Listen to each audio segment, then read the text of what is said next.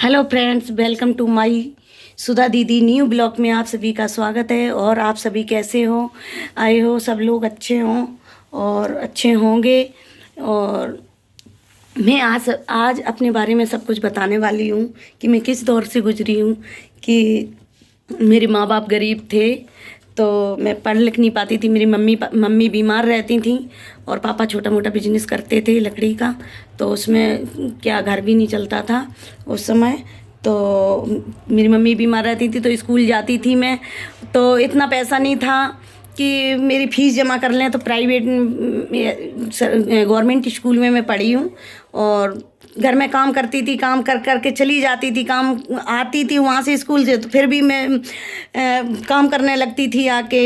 और फिर उसके बाद मैं पढ़ते पढ़ते मैंने हाई स्कूल कर ली। कुछ आता नहीं था तो भी थोड़ा बहुत कर लेती थी, इतना तो आता था जो पेपर में लिख देती थी, पढ़ लेती थी।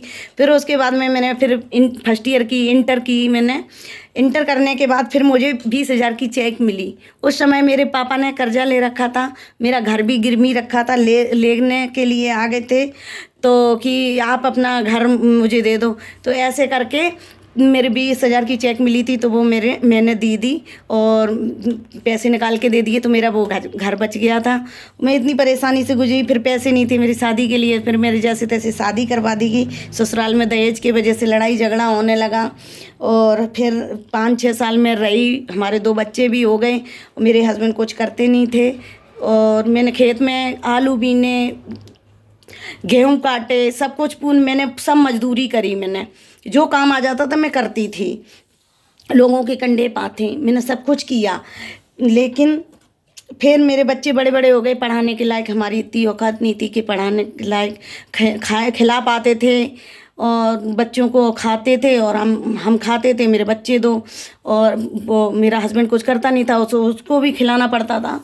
तो क्या हुआ कि फिर मैं अपने बच्चों को इधर शहर लेके आ गई, तो अब मैं थोड़ा बहुत काम कर लेती हूँ, का जो मिल जाए वो कर लेती हूँ और अपने बच्चों को पढ़ा लिखा रही हूँ। ये मकान है दूसरे का है, प्लीज़ मेरा नहीं है ये मकान। और मैं अभी आपको बता रही हूँ कि ये मकान मेरा नहीं है। और मैं आपको एक चीज़ बताती हूँ कि इतनी कंडीशन ख़राब है कि लोग मुझे,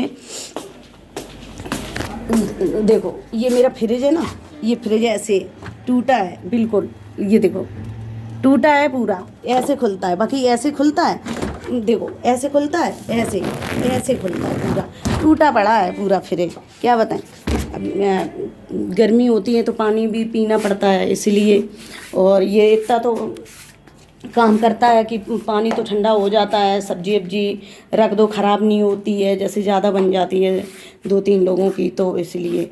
और ये सोफ़ा वोफ़ा उन्हीं के पड़े हैं, दूसरे के पड़े हैं। और मैं बस अपने एक कमरे में, ये मेरी गृहस्थी है, ये मैं एक कमरे में रहती हूँ। यहाँ पे ये टीवी है, ये सामान पड़ा है, अंधेरे में दिख नहीं रहा है, अंधेरा है। इधर मैंने लाइट लगा रखी है तो इधर मैं खाना बनाती हूँ। यहाँ पे देखो, यहाँ पे मैं खाना ना बना लेती हूँ, यहाँ पे ये खाना बनाती हूँ,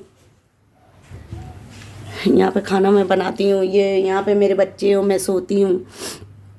तो मैं बहुत परेशानी से गुजरी हूँ। प्लीज़ सभी लोग मेरे दोस्तों मुझे सपोर्ट करो, मेरी वीडियो को आगे बढ़ाओ प्लीज़। मैं बहुत परेशान हूँ। Thank you.